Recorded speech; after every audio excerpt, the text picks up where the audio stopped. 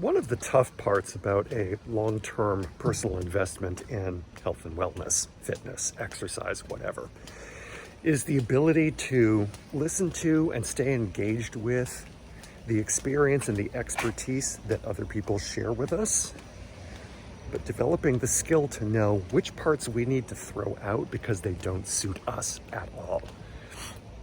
And that's a process that takes a while because sometimes we have to try things that people recommend and realize, nah, it's not working for me.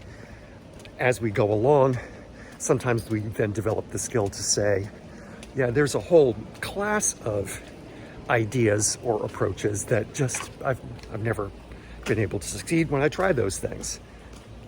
There's even the issue that sometimes comes up with, oh, I tried that 5 years ago and it didn't suit me. But even though I'm the same person now, I've changed enough that now I get it differently than I used to, or apply it differently than I used to. So now it's working for me, but I was still right not to do it back then.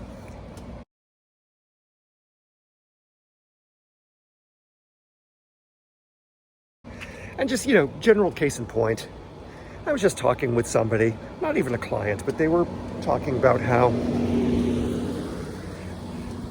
they're currently working on body recomposition, not necessarily gaining or losing, just redistributing fat relative to muscle.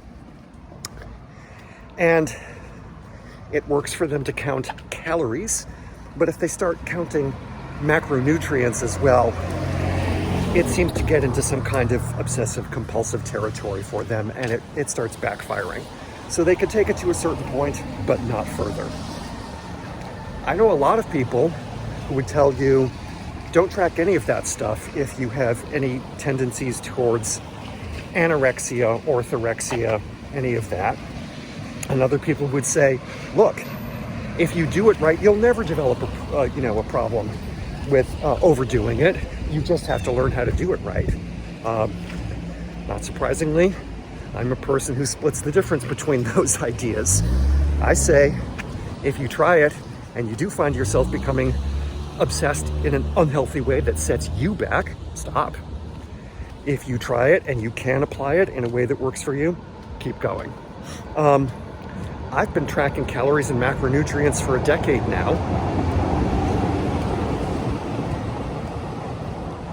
I think it would probably be fair to say that I have been doing it in a way that suits me pretty well. I don't think that I'm overly nitpicky about my diet.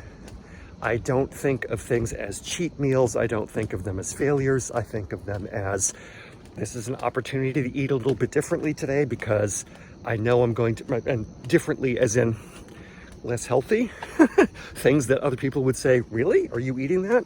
Yeah, because the rest of my diet is pretty darn good. I feel fine about it. I'm where I want to be. But again, personal experience. I've been at this for a decade-ish, and I've got some clue about what to accept from other people's advice, what to reject, what to keep an open mind about, but not necessarily worry about too hard, and what to re-examine in the light of later experience. It is a long process, and if you're at the beginning of it, you don't need to look at all of this and think, oh my God, I'll never get that right. Just keep showing up, doing what seems to be working for you, keeping yourself free to check in with yourself, continue to listen to other people, and continue to give up what doesn't serve you. It is a process. It is not perfection.